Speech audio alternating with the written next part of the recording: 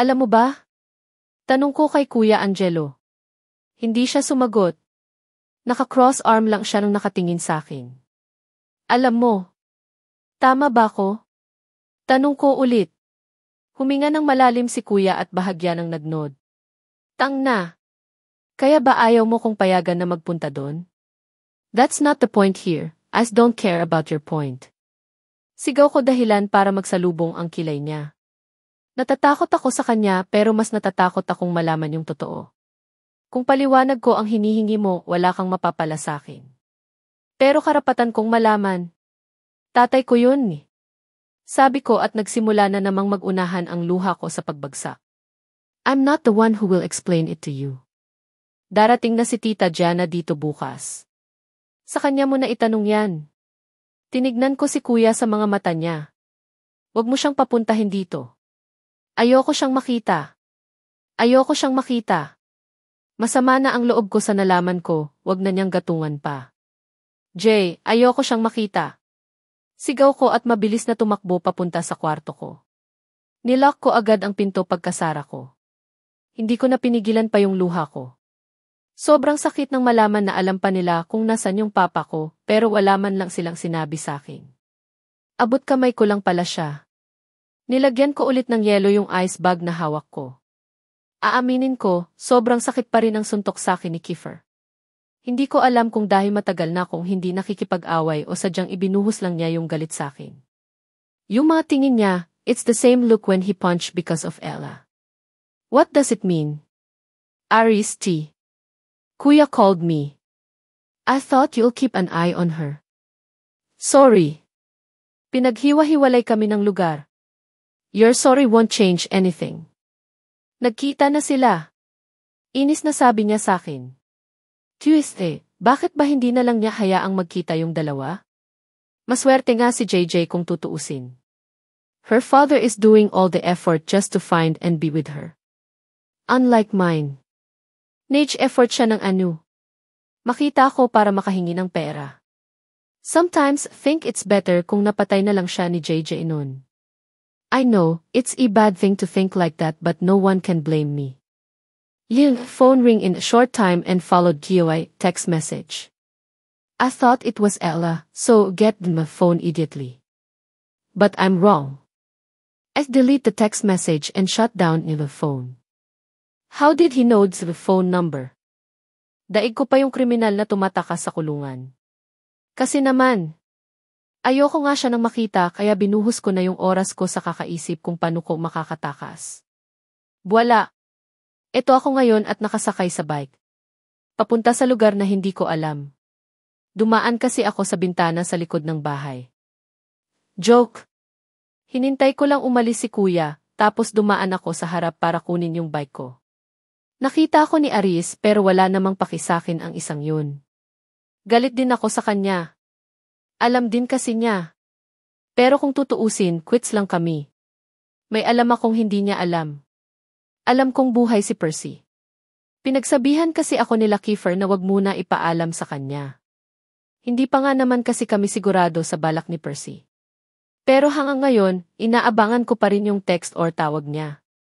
May pagkakataon nga na hindi ko hinahayaan na malubat or malayo sa akin yung phone ko. Speaking of phone, tumatawag sa akin si Kuya. Bahala siya. Hindi ako haharap sa babae na yun. Aalis din naman siya agad kaya makakauwi din ako ngayong araw. Patuloy ako sa pagbike at sa totoo lang ngayon ko lang napansin na paakyat na tong daan. Medyo hirap na ako sa pagpedal. Sandali ako nang huminto at pinagmasdan yung paligid. Para kasing pamilyar sa akin. Bumalik ako sa pagpedal habang patuloy sa pagmasid sa mga dinadaanan ko. Hanggang sa meron akong na-realize. Papunta kila Kiefer tong lugar na to. Paano ko nakarating dito nang hindi ko namamalayan? Hanep yan. May sarili na bang isip tong bike ko at nagdesisyon mag-isa? Tumunog na naman yung phone ko. Unknown number yung tumatawag. Ayoko sana sagutin pero baka kasi si Percy tuti. Hello. Asan ka? Tanong nung nasa kabilang linya. Hindi ko makilala yung boses niya. Pero alam kong hindi siya si Percy. At kung sino man siya, bakit ko sasabihin sa kanya? Sino ka? Pakialam mo kung nasan ako. I'm asking you a question. Answer it. Napataas ang isang kilay ko sa sinabi niya. Inkepel nang meke niyang utusan ako. Hoy! Kung sino ka man, huwag kang tanga. Bakit ko sasabihin sa'yo kung nasan ako? Ni hindi ka nagpapakilala. Kung wala kang magawang matino, huwag ako istorbuhin mo. Don't me. Inis na sabi ko. TFF. Ay. Kilala ko na. Tabas pa lang ng BS, alam ko na kung sino. Dalawa lang silang mapagganyan. Dami mong alam. Inis na sabi ng hari ng mga ulupong. Ano ba kailangan mo? Asan ka nga? Tinignan ko yung paligid ko. Sasabihin ko ba sa kanyang nasa daan ako malapit sa kanila? Wag na siguro, baka isipin niya inistalk ko siya. Nasa daan, sagot ko. Be specific. Naku naman. Hindi ko alam. Basta nagbike lang ako. May narinig akong bumukas na gate sa side niya. Mukhang palabas ang luko. Kindly turn around. Utos niya. Kahit naguguluhan, ginawa ko naman. At saktong paglingon ko. Bumungad ang nakashort at shirt na Kiefer habang nakatayo sa tapat ng gate. Bakit andito to? Tinignan ko yung kabuuan ng pwesto niya. Bahay pala nila to, ngayon ko lang napansin. Hindi ko kasi napagmasdan ang bahay nila dati dahil nasa loob lang kami nun. Hindi tuloy naging pamilyar sa akin. Pinatay niya yung tawag at naglakad palapit sa akin. Asan ka? Tanong niya. Sa tapat ng bahay niyo. Naiilang kong sagot. Come inside. Sabi niya at naglakad papasok sa gate nila. Hindi ko alam yung sasabihin ko. Hindi rin ako nakagalaw sa pwesto ko. JJD. Tawag niya sa akin. Napilitan akong maglakad habang hatak-hatak yung bike ko papunta sa kanila. Sobrang lawak ng bakuran nila. Feeling ko, mas lumawak pa buhat nung huli naming punta. Nakita ko naman yung mga kotse ni Kiefer. Mga kotse niya. Sa kanya lang daw yan sabi ni Yuri sa akin. Ayaw daw kasing pahawakin ng manibela ni Kiefer si Keegan. May topak daw kasi. Pinarada ko yung bike ko sa sulok. Sa tabi lang ng mga kotse niya. Parang laging walang tao sa bahay nila. Ang laki-laki tapos sila lang yung nakikita ko. Kayo lang ba nakatira dito? Tanong ko sa kanya. What do you think? Sarcastic na tanong niya sa akin. Ibig kong sabihin, nasan yung mga maid? May butler pa kayo, di ba? Saka asan yung parents mo? Huminto siya at tinignan ako. Yes, parents don't live here. Maids and butlers are inside the rooms. Ayoko ng marami ng tao ng pakalat-kalat. Lumakad ulit siya at pumasok sa bahay. Sunod naman ako. Napakaseryoso niya nung sinagot niya yung tanong ko. Yes, parents don't live here. Pwede ba yun? Sa bagay hindi ko nga kasama yung parents ko sa bahay. Pumasok ulit kami sa panibagong pinto. Mukhang ito yung salas nila. Sobrang dami ng sofa, mga 4 na set ata. Naupo siya sa isa mga sofa, pagtingin ko dun sa coffee table. May tambak ng bot ng alak at ice bucket. Nagsalin siya sa baso at uminom. Aga naman yan. Komento ko pero hindi niya ako pinansin. Umaano ka naman at nakarating ka sa tapat ng bahay ko? Tanong niya. Nagbike nga. Paano mo nalaman na andyan ako sa labas? Uminom muna siya bago magsalita. I have Junay ways. Ano ka bangko? Niligid ko yung paningin ko. Ang laki kasi talaga ng salas nila. Painting lang ang design sa pader at wala akong makita ng picture nila o ng pamilya niya. Ano pala trabaho ng parents mo? Tanong ko habang nakatingin sa isa sa mga painting. Non. Mabilis niyang sagot. Napatingin ako sa kanya. Pwede ba yun? Ang laki-laki ng bahay niyo. Alangan namang binigay lang sa kanila to ng kung sino. Tinignan niya ko bago magsalin ng alak sa baso. No one gave this house to them because this is mine. Only mine. Ha? Sa kanya lang tong bahay na to. Mukhang nahalata niya na naguluhan ako sa sinabi niya. This house is mine. Hindi sila nakatira dito dahil hindi ko sila pinatira dito. Paliwanag niya. Paano yun? Asan sila? Ini-straight niya yung alak sa baso bago magsalin ulit. Sandali niyang hinawakan yung tenga niya na may hikaw bago sumagot sa tanong ko. Is thy mom is dead? Yes, dad is busy with his new wife. Pinaalis ko sila dito dahil hindi ko gustong makita yung pagmumuka nila. Any question? Napayuko ako. Hindi ko intensyon na buksan yung topic na yun. Expected ko kasi complete family sila dahil kasama niya sila Keegan at Kieran sa bahay. Sorry. Sabi ko. Hindi siya sumagot. Tinuloy lang niya yung pag-iinom. Nakakailang alak na ata siya pero wala man lang akong makitang marka na may tama na siya. Ikaw, Lee. Basag niya sa katahimikan. What's with your family? Aayos lang. Inakita ko na si Papa kahapon, di ba? He chuckled bitterly. You know. You're unfair. Alam kong ibig niya nang sabihin dun. Hindi sa unfair. Ayoko lang talaga ng dagdagan ang isipin nila. Kagaya niya, may family problem na siya tapos sasabihin ko pa yung sakin. Bigla siyang nagbaba ng baso ng may alak sa harap ko. Let's play a game. I will ask you questions and if you don't want to answer, drink this. It will be the same with me. Sabi niya. Ay teka. Ayoko. Ayokong mag-inom ngayon. Then answered my question. Seryoso niya nang sabi. Kiefer. Kasi hindi ka makakauwi. Bigla nang sabi niya na nagpatigil sa akin. I have dinner ways, remember? Tinignan ko yung baso ng alak. Okay. Hangat kaya kong sagutin, sasagutin ko. Game. Question #1. Sabi niya at tinignan ako. Where is your mom? Ayoko sana nang sagutin pero ayoko ding uminom. Nasa bago niya ng asawa. Wala siyang reaksyon o ekspresyon sa sinagot ko. Your turn. Sabi ulit niya. Marami akong tanong sa kanya, hindi ko nga lang alam kung ano yung unahin ko. May chance pa bang magkaayos kayo ni Aris? Hindi siya sumagot.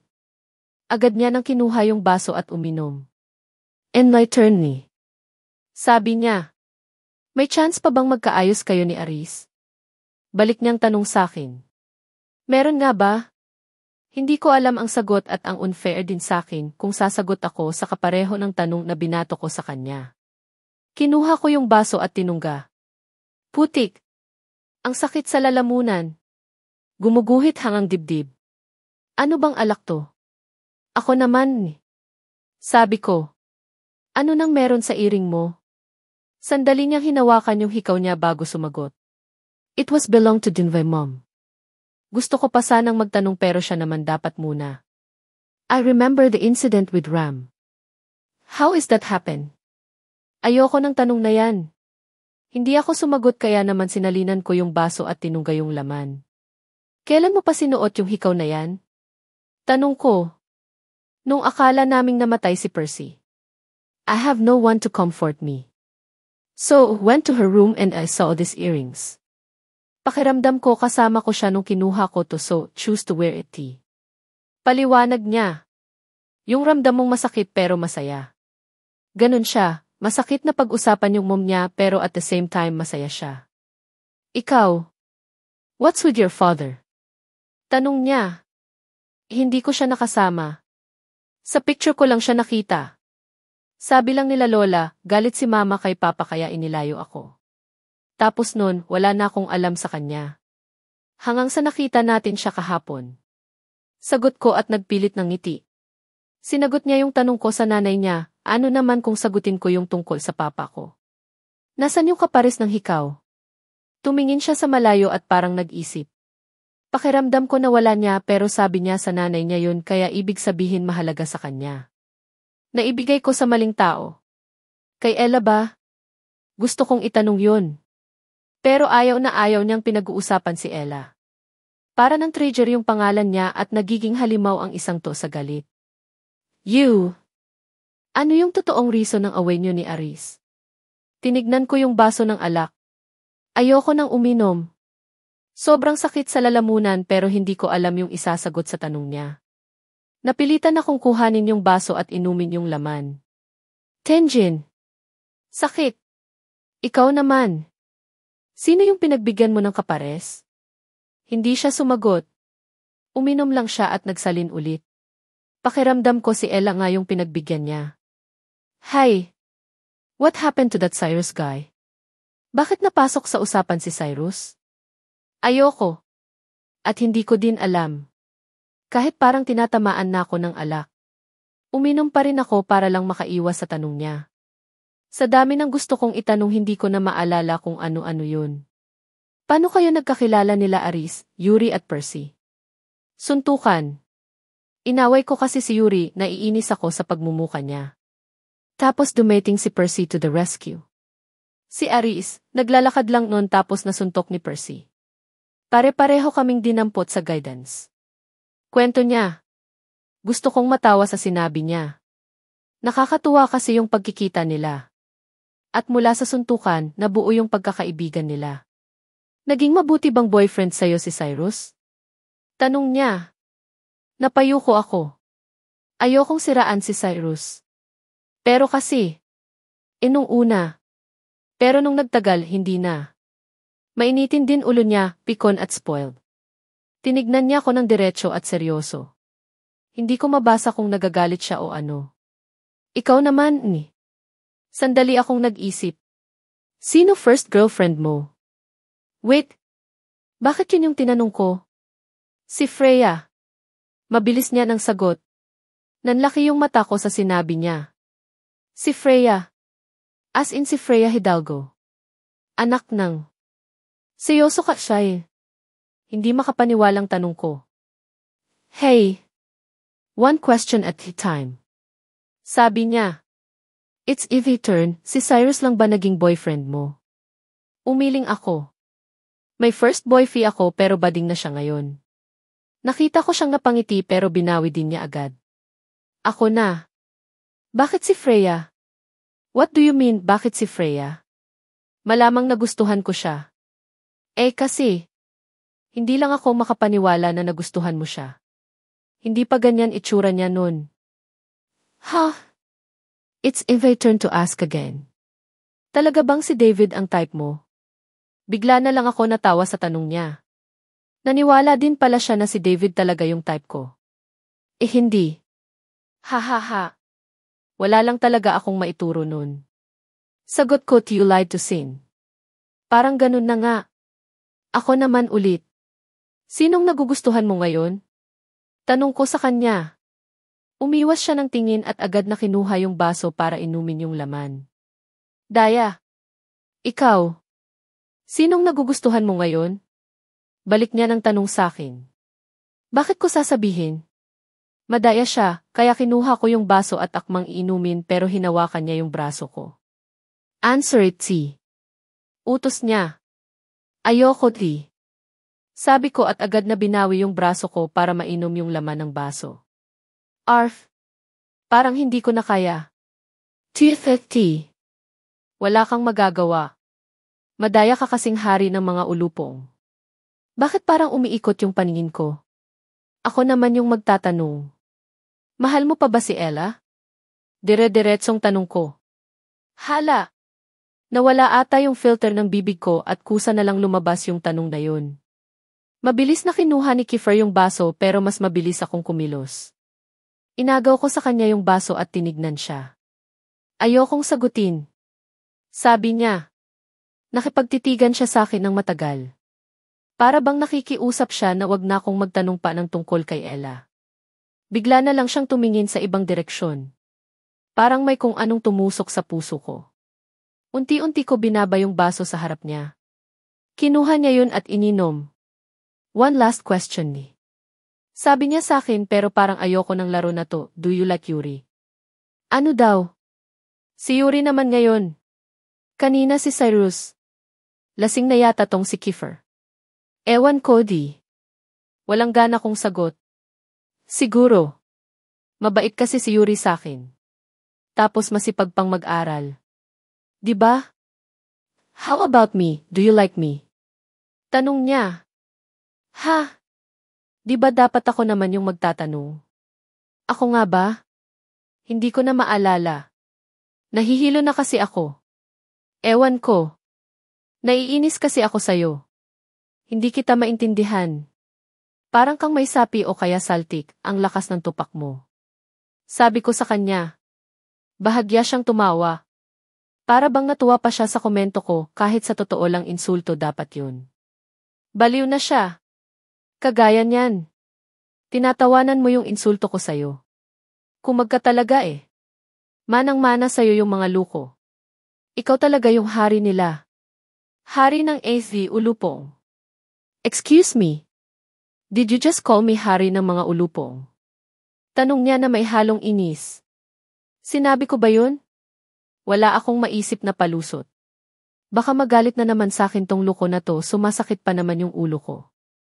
I can't believe this girl. She just called me hari ng mga ulupong. And I don't even know what ulupong means. I'm still staring at her nang bigla na lang niyang hawakan ang ulo niya at humiga sa sofa. Ang sakit ng ulo ko. Nahihilo ako. Tinamaan na ata ako ng alak. Sabi niya. Halata nga. Bakit ba ang bilis nilang tamaan ng alak? Am I the only one who have high tolerance with alcohol? Nilapitan ko siya para sana tignan ng mabuti. Saktong paghawak ko sa kamay niya nang mapansin kong nakapikit na siya. She fell asleep.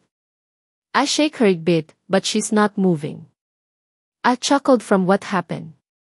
Kaya pala mabilis napapahamak ang babaeng to, ang bilis mag-knockout sa alak. I carry her, bridal style. Oh crap. Parang mas lalo siyang bumigat. I'll brake heavily before walking out. Dire-diretso lang ako until reach the staircase. What the? I think need to renovate our house and add an elevator or escalator. Parang ngayon ko lang na-realize na ang laki at ang daming baitang ng hagdan namin. Nahihirapan ako dito sa dala ko. Binaba ko siya bahagya at nilipat ng posisyon. Binuhat ko siya na parang sako ng bigas. Umakyat na ako ng hagdan. Dinala ko siya sa kaparehong kwarto na pinagdalhan ko sa kanya dati. It's just in front of Esvay room. Pagbaba ko sa kanya sa kama, inayos ko agad ang pagkakahiga niya. Tinambakan ko rin siya ng unan at kinumutan kagaya dati. After covering her with blanket, I sit beside her. I can't help staring at her innocent face. Mahal mo pa ba si Ella? I keep asking myself with the same question. Yes, is my answer from the start, but while I'm staring at JJ and I ask the same question. I'm starting to get confused. What is going on with me? So it's true, D. Someone speak from the door. Sandali ko siyang tinignan bago tumayo at lumapit sa pwesto niya. What do you want? I ask him. Nothing. I just want to confirm kung may bisita ka nga. Keegan said and smiled. Umaandar na naman yung tupak niya. May kakaiba sa ngiti niya. I know he is not in his usual self. You seen her. You can go now. Utos ko. He chuckled. Elf's in hurry, big bro. Are you planning to do something to her? I immediately grabbed his collar and stared down to him. Hindi ko gusto ang ugali ni Keegan kapag ganito siya. Easy, he said while raising his hand like surrendering. I can sense his fear. I always do with many people. Expect for one, she's the only one who knows how to handle danger. Ella D. Keegan said. I saw her with your former best of friend, Aris. I let go of him. Don't care. Yeah. Like what you've always said. Pang-aasar niya sakin. Kung hindi ko lang kapatid si Keegan, malamang nilumpo ko na siya. Hindi ko alam kung anong sapak niya ngayon sa utak at tuwang-tuwa na naman siyang inisin ako. Nilingon ko si JJ na mahimbing na natutulog bago ko isara yung pinto. I have a lot of things to do, ayoko sana siyang iwan but need to. I look at Keegan seriously. Huwag kang magkakamali. Banta ko sa kanya. He raised his hand again and smiled. Not that I don't trust the brother but need to be sure. Hay! Kailan pa kaya? Kailan pa kaya matatapos lahat ng isipin ko? Tungkol kay Percy at tungkol kay Papa. At kailan din kaya titigil tong katabi ko sa kakayugyug sakin? Dali na. JJ. Sabi ni Sin habang patuloy sa pagtulak sa akin. Ayoko nga. Kayo na lang. Walang gana kong sagot. Kasi naman, nagyayaya na naman sila sa mall. Manlilibre daw ng ice cream si Kit. Siya na mayaman sa ice cream. Sama ka na. Please, D. Pakiusap pa rin ni Si habang nakapout at papiayos. Ayoko kasi talaga. Kailangan kong mapag-isa para mapag-isapan kung paano ako makakabalik sa Hamilton University nang hindi nalalaman ni Kuya. Sumama ka na, Jay. Kailangan mo din ng pahinga mula sa mga problema mo. Sabi ni Felix. May punto siya sa sinabi niya. Kailangan ko nga din naman ng pahinga. Pero kung gagawin ko yun, baka huli na ang lahat para sa akin. Sumama ka na. Tutulungan kita nang makabalik sa Hamilton University. Biglang sabi ni Kiefer dahilan para mapatingin ako sa kanya. Paano? He smirked. I have Junay ways. Yan na naman yung pangbangko niyang linya. Gusto ko yung inaalok niya. May tiwala naman ako dito sa hari ng mga ulupong kaya. Sage. Sasama na ako. Sagot ko dahilan para mapatayo sa tuwa si Sin. Wala nang bawian yan ah. Sabi ni Felix. Tumango naman ako sa kanya. Nag-appear pa sila ni Sin ng kamay. Kung titignan si Felix parang hindi siya apektado nung usap tungkol kay Percy. Pero sinabi sa akin nila Kit at ng iba pa na ilang beses na siyang nagpapakalasing at hahanapin si Percy sa iba't ibang lugar. Alam ko yung nararamdaman niya. Mahirap talaga, idagdag pa yung iisipin mo pa kung kailan mo siya pwedeng makita. Naku Percy. Pag nakita kita ulit, kukutusan kita ng malakas-lakas. Gatong-gatong na stress tong binibigay mo sa amin. Stress na nga ako sa bahay, dito sa school, kay Papa at pagkatapos siya pa. Isa pa palang problema namin, uuwi na daw sila Tita Gemma at Tito Jules. Yun nga lang bad news ata ang dala nila. Ilang beses ko ring naririnig si Kuya na may kausap sa phone niya. Puro problema sa kumpanya. Hay! Maaga na tapos ang klase namin ngayon. Tinamad yatang magturo yung mga teacher. Pero pabor sa amin yun, makakapunta kami ng mall ng maaga. Naglalakad na ako palabas nang makasabay ko si Blaster. Punta tayo sa arcade. May mga bago daw silang games. Sabi niya habang nakangiti sa akin. Umiti lang din ako bilang sagot. Patuloy kami sa paglalakad nang mapatingin ako sa lalaking palapit sa amin. Keegan. Naka-uniform pa siya ng school nila. Hindi kasi siya dito nag-aaral, sabi ni Yuri. Galit na galit yung mga mata niya at parang susugod siya sa Jera. Pare-pareho kaming napatigil at napatingin sa kanya. Paglapit niya, bigla na lang siyang nanuntok. Akala ko para sa akin yung suntok na yun kaya hindi ako nakagalaw, pero iba yung bumagsak. Blaster. Sigaw nila mula sa likod. Medyo late na nag-respond yung katawan ko sa mga nangyayari. Keegan. Ano bang problema mo? Sigaw ko at akmang lalapit kay Blaster pero tinignan ako ni Keegan ng masama. Natigilan ako. Nakakapanginig yung tingin niya sa akin. Para bang tingin pa lang kaya ka ng saktan. Huwag kang makialam dito. Madiin niyang sabi. Binalikan niya si Blaster pero agad itong nakaporma at nakaganti ng suntok sa kanya. Yun nga lang parang hindi tinablan or nasaktan si Keegan. Nakatayo pa rin siya. Ang weird niya ngayon. Para kasing hindi siya yung Keegan na nakaharap ko dati. Bigla na lang niyang tinadyakan si Blaster. Natakpan ko na lang ang bibig ko sa gulat. Namamalipit na siya sa sakit at hirap ng makagalaw. Agad na lumapit sila Kit at Eren para tulungan sana si Blaster, pero pati sila nakatanggap din ng suntok at matalim na tingin galing sa kanya. Tumigil ka na. Iyan bang problema, Eseni? Galit na sigaw ko sa kanya. Binalik niya yung tingin sa akin. Unti-unti siyang humakbang palapit. Gusto kong humakbang palayo pero nanigas ang tuhod ko. Tawagin niyo si Kiefer. Pare pagtulungan na natin. Kapatid ni Kiefer yan. Ano ka ba? Huminto si Keegan sa harap ko at aaminin ko. Natatakot ako sa mangyayari o sa gagawin niya sa akin. Pakialamera ka. Tearside to mind your own business. Bulong niya na nagbigay ng sobrang kilabot sa katawan ko. Napalunok na lang ako bilang sagot. Tuluyan na akong hindi nakagalaw pero hindi din nagtagal yun nang marinig namin ang boses ni Kiefer. Keegan Tawag niya dito. Bahagyang lumayo sa akin si Keegan at dun lang ako nakakuha ng pagkakataon para makahinga ng maluwag.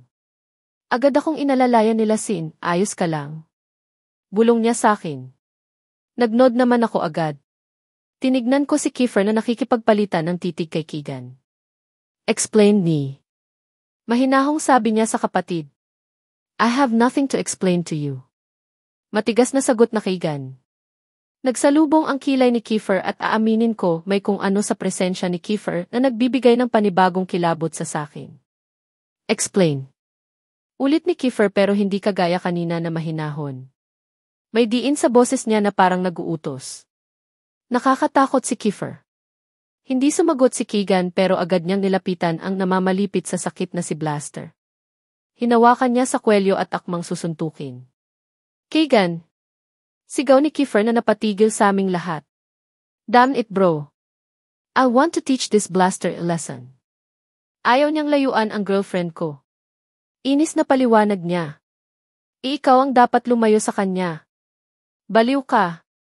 Sigaw ni Blaster dahilan para magalit si Keegan at sipain na naman siya. Tama na. Keegan. Sabay na sigaw namin ni Kiefer. Umiiyak na sa sakit si Blaster. Wala man lang makalapit sa kanya dahil kahit sila natatakot din kay Keegan. Siguro nga totoo yung sinasabi nilang baliw siya. Susundan pa sana ulit ni Keegan ang ginawa niya pero isang malakas na suntok ang nagpabagsak sa kanya. Galing kay Yuri. Ilayo niyo si Blaster dito. Utos ni Yuri. Nagdalawang isip pa sila nung una. Pero agad din nilang kinuha yung pagkakataon para buhatin si Blaster at itakbo sa klinik. Naiwanan kami nila Sin, Felix at David. Naku! Baka mag-away si Kiefer at Yuri. Sabi ni Sin habang nagtatago sa likod ko. Teka nga. Bakit siya yung tatago sa likod ko? Ako dapat yung gumawa nun. Ako yung babae. Hindi mo dapat ginawa yun. Sabi ni Yuri kay Keegan. Tumayo siya mula sa pagkakabagsak at ginantihan si Yuri pero nakailag siya. Bigla na lang tumawa si Keegan, yung tawang nainis. Bakit hindi mo ko labanan? Alam mong hindi ko gagawin yan. What's did is enough. Sabihin mo, duwag ka lang talaga. Natatakot kang kalabanin ako dahil kapatid ko si Kiefer. Nagkuyom ang kamao ni Yuri. Wag na sana niyang patulan dahil hahaba pa ang away na to, tumigil ka na. Mahinahong sabi ni Yuri. Titigil ako kung titigil si Blaster sa pagdikit sa girlfriend ko. Blip naman pala ng batang ito. Madadaan naman sa maayos na usapan yun ay. Pumunta pa siya dito para lang mang-away. Akala ko nag-uusap pa rin sila tungkol doon pero nagulat na lang ako nang magpalitan sila ng suntok. Napakapit ako kay Felix na nasa tabi ko. Awatin niyo sila. Utos ko. Pero sa halip na sundin ako, tumanga lang sila at nanood pa. Yuri! Tama na yan. Sigaw ko ulit. Tuloy-tuloy lang sila sa pagpapalitan ng suntok nang biglang nakisali si Kiefer at suntukin si Yuri. Bakit si Yuri ang sinuntok niya? Kiefer! Halos sabay-sabay naming sigaw. Ano nang ginagawa mo? Inis na tanong ko. Tinignan lang niya ko. Tumayo si Yuri at ginantihan ng suntok si Kiefer. Sumunggab din ng suntok si Keegan. Nagrarambulan na silang tatlo. Piltang na naman. Mga punyeta kayo. Awatin niyo sila. Sigaw ko sa tatlong kasama ko nanunood lang. Hindi mo naiintindihan. Mahirap awatin ang tatlo na yan. Sagot sa akin ni Sin, anong gagawin natin? Tatanga lang. Walang sumagot sa kanila. Piltang na. Mamatay na sa pagsusuntukan tong tatlo, tapos wala man lang gustong umawat. Bigla na lang bumagsak si Yuri. Hindi na ako nakatiis sa kinatatayuan ko, kaya naman agad akong tumakbo palapit kay Yuri. Buong lakas kong tinulak si Keegan na nakaamba ng sipa. Bahagya siyang napaatras sa ginawa ko kaya kinuha ko yung pagkakataon para yakapin si Yuri at i-cover siya. Jay! Anong ginagawa mo? Nag-aalalang tanong ni Yuri. Umalis ka dyan. Sigaw ni Kiefer. Tinignan ko siya ng masama. Ikaw ang umalis? Kayo ng baliw mong kapatid. What did you said? Galit na tanong ni Keegan. Ramdam ko ang paglapit niya pero sa hindi ko maintindihan na dahilan huminto siya. Sandaling tumahimik at pare-pareho kaming nakikiramdam. I have to go. Sabi ni Keegan at mabilis na tumakbo paalis. Bumitaw ako ng yakap kay Yuri at tinulungan siyang bumangon. Okay ka lang? Tanong ko. Nagnod siya sa akin. Hindi mo na dapat ginawa yun. Paano kung ikaw naman yung nasaktan? Ano bang pumasok dyan sa isip mo? Inis na tanong ni Kiefer. Tumayo ako agad at hinarap siya. Nakatitig ako sa mata niya. Kailangan makatagal ng titig. Ikaw. Sa halip na awatin mo sila nakisali ka pa. Ang galing mo dyan sa part na yan. Sermon ko sa kanya pero hindi man lang siya natinad. You don't understand. E di ipaintindi mo. Hindi siya sumagot pero ramdam ko yung pagnanais niyang ipaliwanag yung ginawa niya. Yun nga lang may kung ano na pumipigil sa kanya. Damn it. Sigaw niya. Ever do I need to explain myself to you? You're nothing. You're just a piece of shit just like Yuri. Parang may kung anong sumampal sa puso ko. You're nothing. What a wonderful word. Ang lakas makapita ng sinabi niya. At least hindi ko pinababayaan yung mga kaibigan ko. Sa bagay hindi nga kaibigan ang tingin mo kay Yuri. Piece of shit lang naman siya sayo. Namumuo na yung luha sa mga mata ko. Nasasaktan din ako sa hindi ko malaman na dahilan. Asar. Ayoko ng ganitong pakiramdam. Galit pa rin yung tingin niya sa akin. Bakit ba ang hilig mong makialam? Dahil concern ako. Nag-aalala ako sa mga kaibigan ko. Wala akong balak na pabayaan silang banatan ng kung sinong baliw dyan. Stop calling Keegan like that. May binanggit ba akong pangalan? Lalong nanggalaiti sa galit si Kiefer.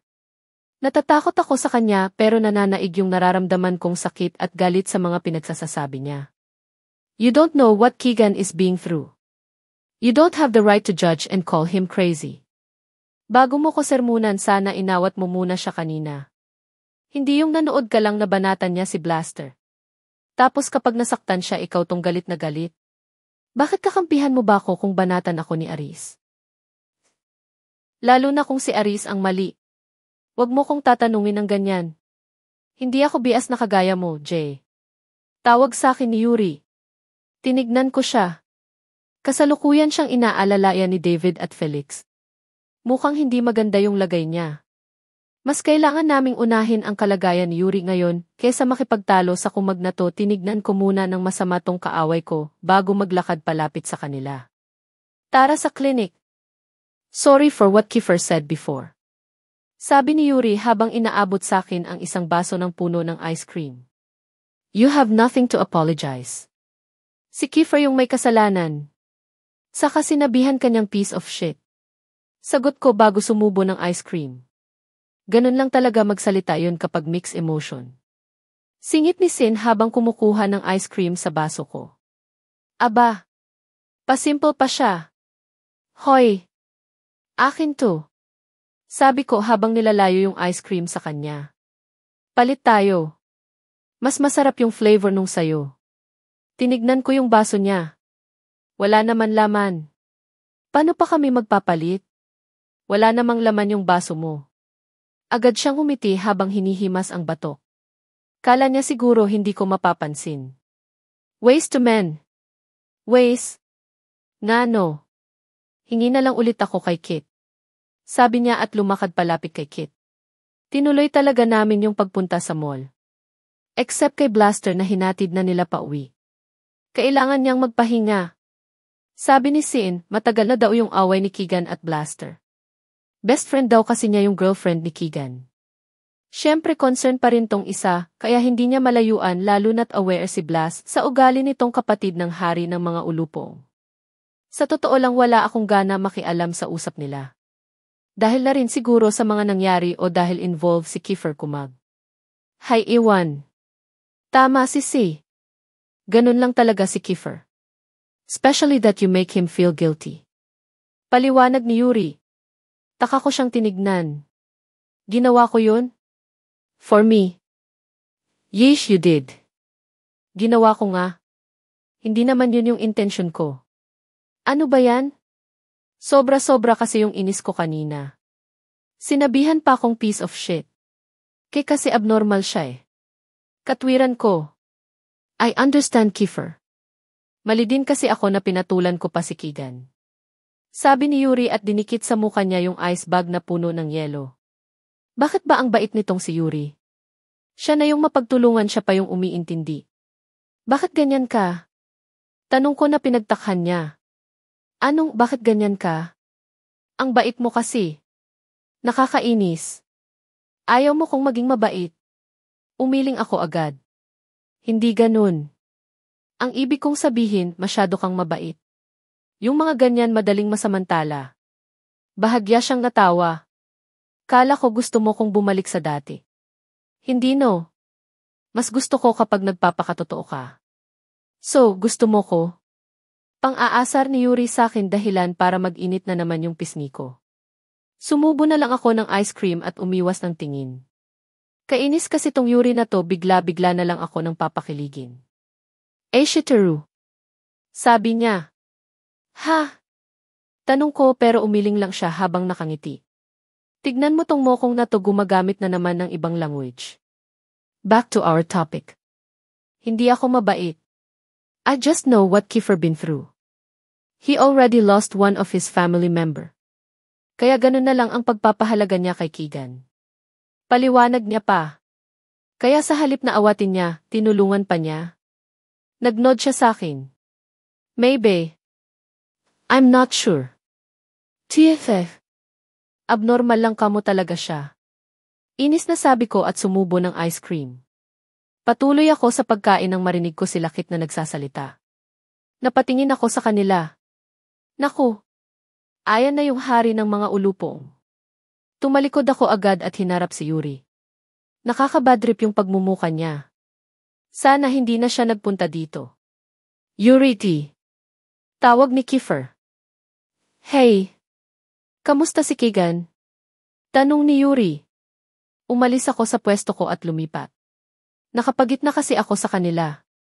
Hinayaan ko silang mag-usap. Ano flavor niyan? Tanong ko kay Sin nang mapansin kong puno ng puno ang baso niya. Hindi masarap.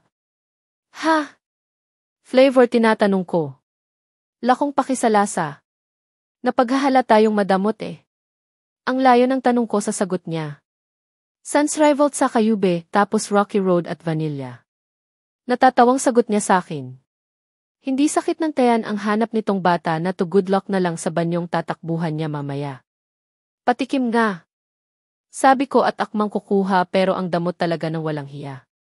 Inilayo yung baso sa akin. Bawal. Sasakit tiyan mo dito. Nahiya naman ako sa tiyan mo. Hindi sasakit yan. Hindi. Basta wag. Ang damot mukha mo. Inis na sabi ko. Patuloy kami sa pag-aasaran nang may nagbaba ng mason jar sa harap ko. Apaw na apaw sa ice cream, tadtad ng sprinkles at marshmallow. Meron ding stick-o at chocolate syrup.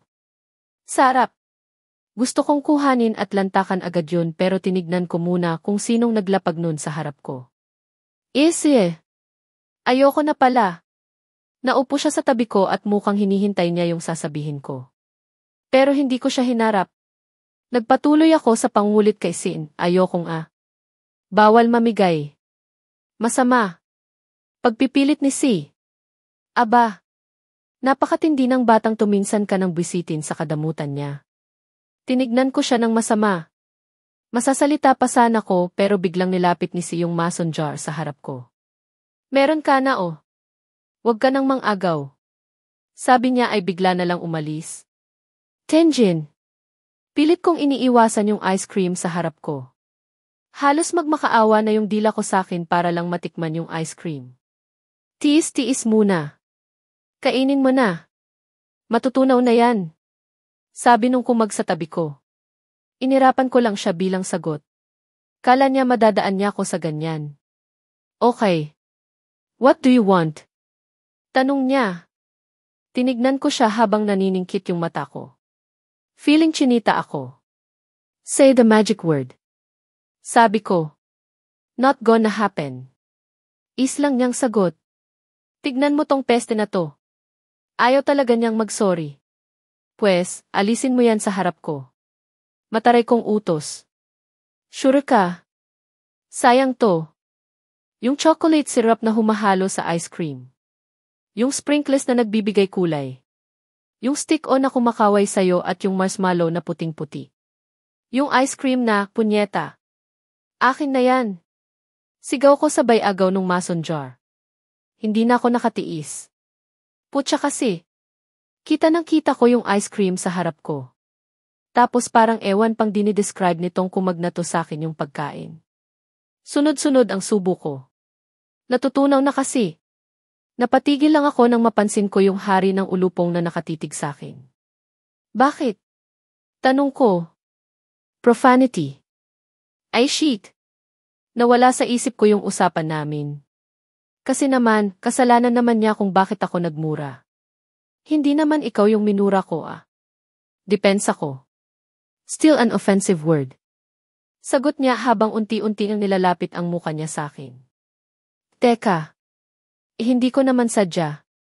This is the second time you speak profanity. I heard you before while we were fighting tea. Nagmura ba ako kanina? Ish. Ano ba yan? Kasi nga hindi gumagalaw sila David kanina. Nakikinood lang sila sa away nung tatlo. You owe me 2 kiss. Bulong niya. Mabilis akong tumayo at lumayo sa kanya. Kasi nga, yung... Ano? Yung... Puso ko. Shit naman. Ayoko. Hindi ka pa nga nag-sorry sa akin. I don't want to tea. Mabilis niyang sagot. I don't want to din. Bakit ba ako nautal? If I say the magic word, you'll give me permission to kiss you. Tanong niya. Papayag ba ako? Mataas ang pride ng impakto na to. Ayaw nga niyang mag-sorry. Pero maparaan din to Nagdadalawang isip akong pumayag. Pero may tiwala ako sa pride ng kumagnato sa sobrang taas hindi na ma-reach. Sage. Alanganin kong sagot. Tumingin siya sa akin ng diretsyo. Seryoso ng seryoso din ang muka niya. JJD. Tawag niya sa akin. I'm D. Huminga siya ng malalim. I'm D. Sandali siyang huminto at nagsalita ulit. I'm S. I. Ibang klase. I spell daw ba yung sorry? Sinasabi ko na. Maparaan ang kumagnato ginamitan ako ng galawang ulupong. Hindi counted yan. Huwag kang madaya. Bahagya siyang tumawa. But I said it end of discussion, sabi niya at bigla na lang tumayo at akmang lalapit sa akin. Mabilis akong tumakbo palapit kila Yuri at nagtago sa likod niya. Oy! Bakit? Tanong ni Yuri. Pati sila Felix na patingin na rin sa amin. Si Sin na patigil at taka nang tumingin sa amin. Kasi. Yan kasi. Kiefer. Ano di? You owe me a kiss. I have your permission now. Remember?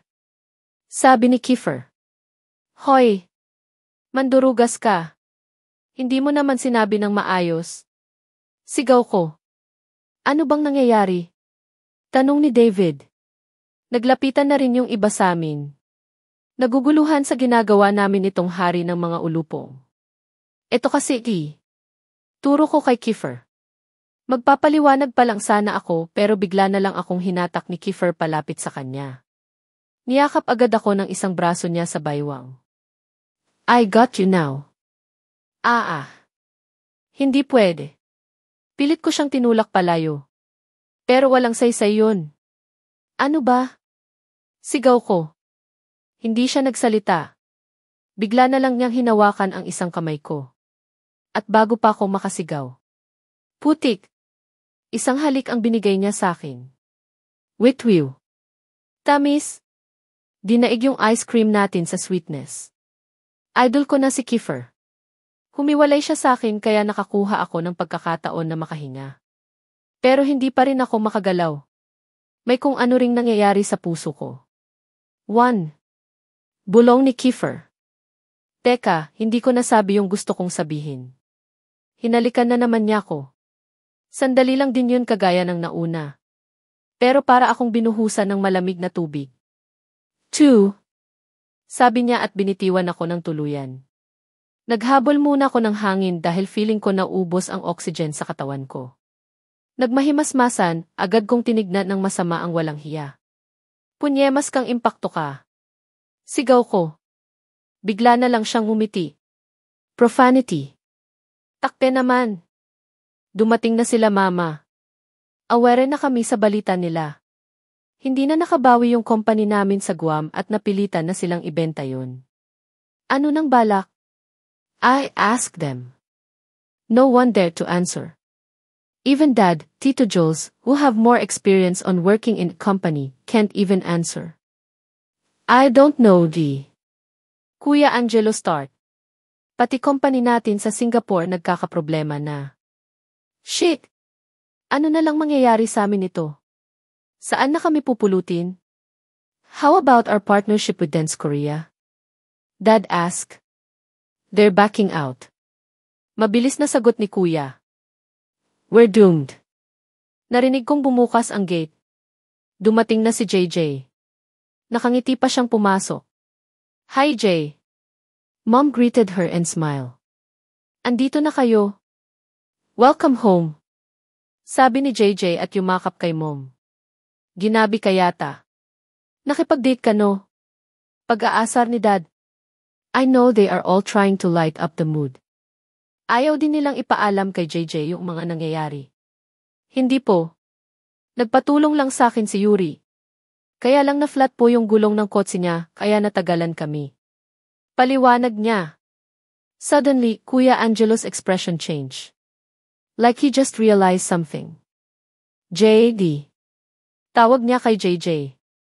Umakyat ka muna sa kwarto mo. Meron lang kaming pag-uusapan. Kahit nagtataka, ginawa pa rin niya. Mabilis siyang tumakbo paakyat ng hagdan papunta sa kwarto niya. Narinig pa namin ang pagsara ng pinto ng kwarto.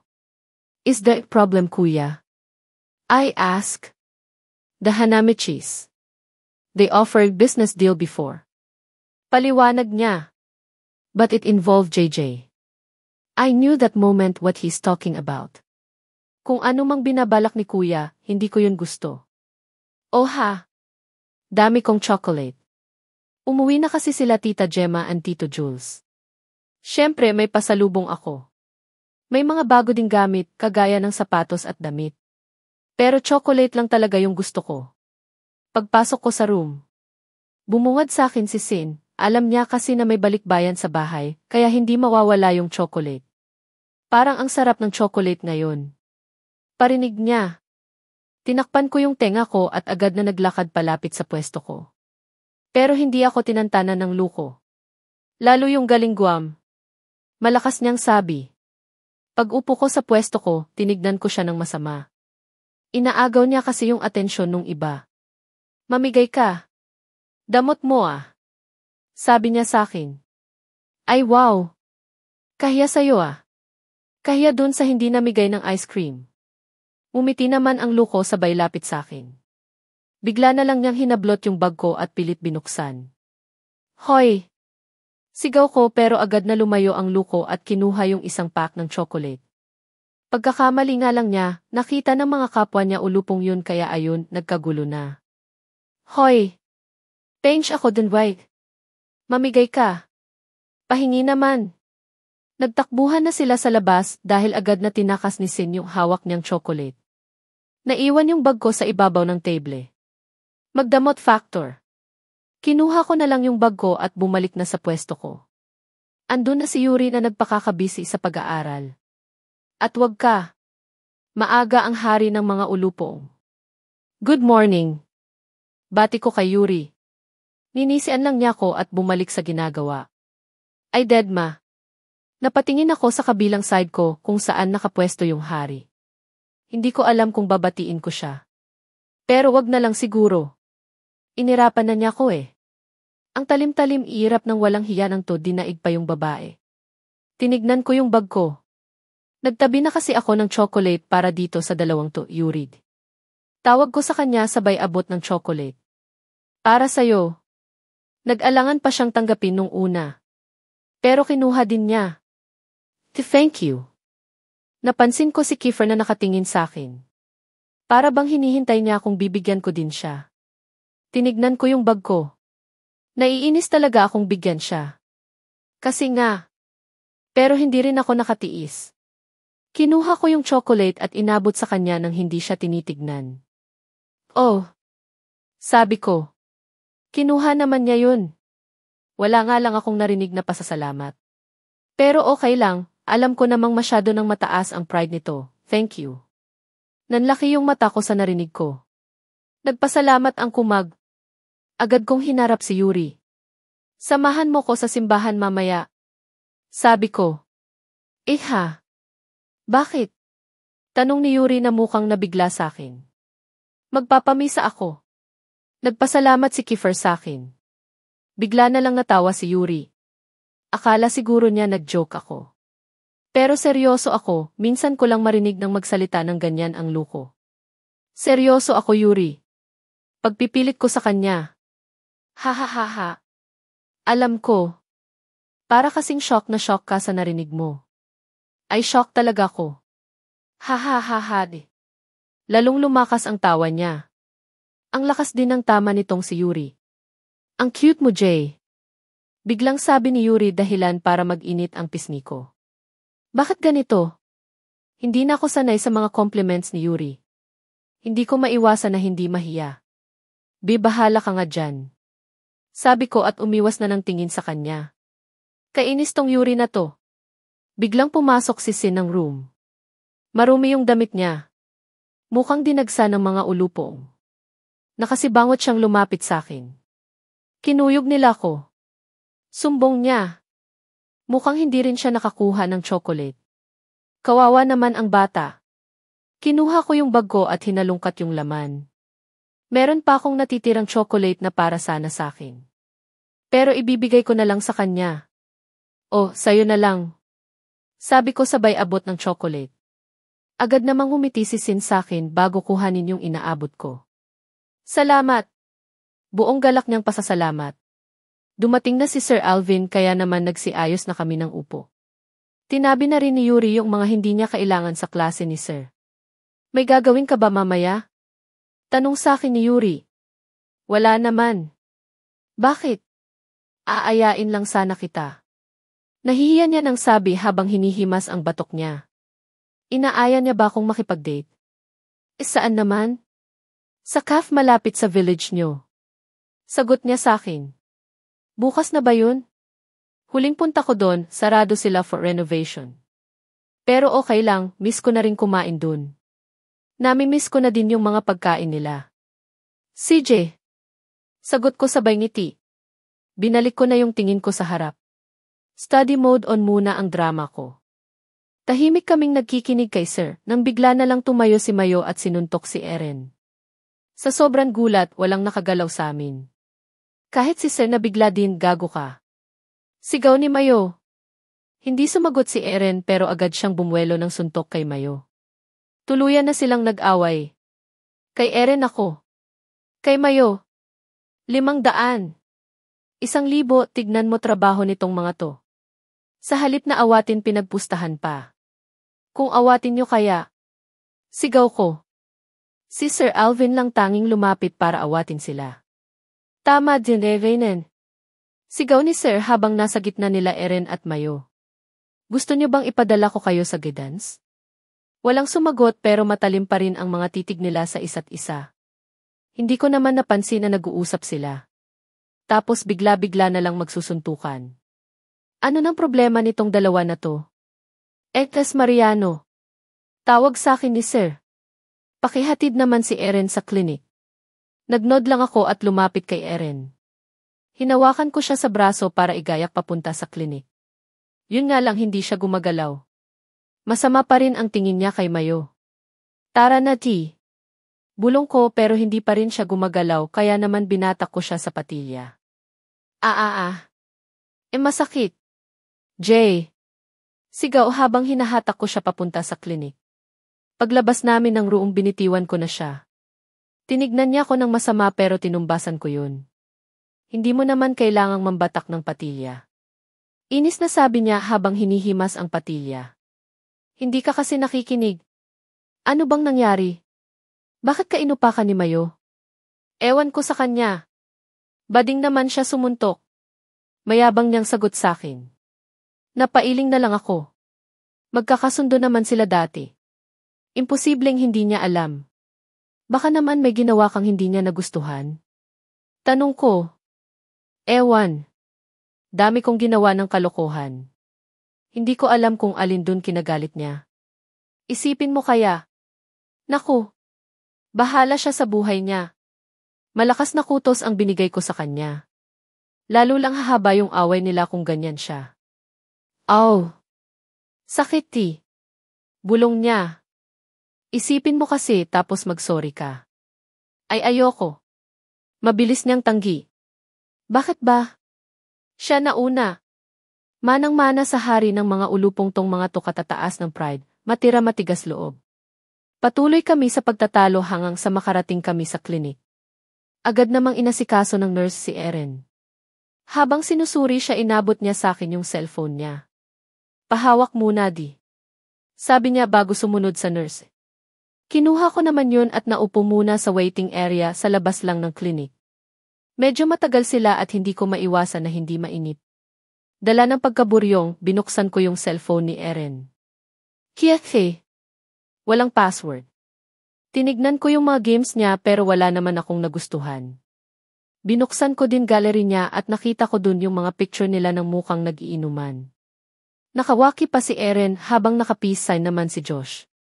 Nag-swipe pa ako ng nag-swipe at bigla na lang ako natapat sa hindi ko inaasahan na picture. Zinoom-in ko pa para makasiguro sa nakikita ko. Natakpan ko na lang ang bibig ko. Ngayon lang kasi ako nakakita nitong bale pangalawa na pala. Dahil yung una, yung gabi ng festival. Tang na. Dalawang lalaking naghahalikan. Sigurado na ako at hindi na ako pwedeng magkamali na yung nasa litrato ng kaharap ko ngayon at yung nakita ko nung festival ay isa. Si Mayo. Hindi ko kaya to. Nakakaloka. Pero ang mas hindi ko kinaya yung kahalikan niya. Si Kit. Anak ng 7 ng putputing tupa. Kamusta naman? Hindi kinaya ng mga brain cells ko pati mga bulete sa utak ko. Nainip ka ba? Tanong ni Erin paglabas niya. Hindi ako nakasagot. Hawak ko pa rin yung phone niya. May problema ba?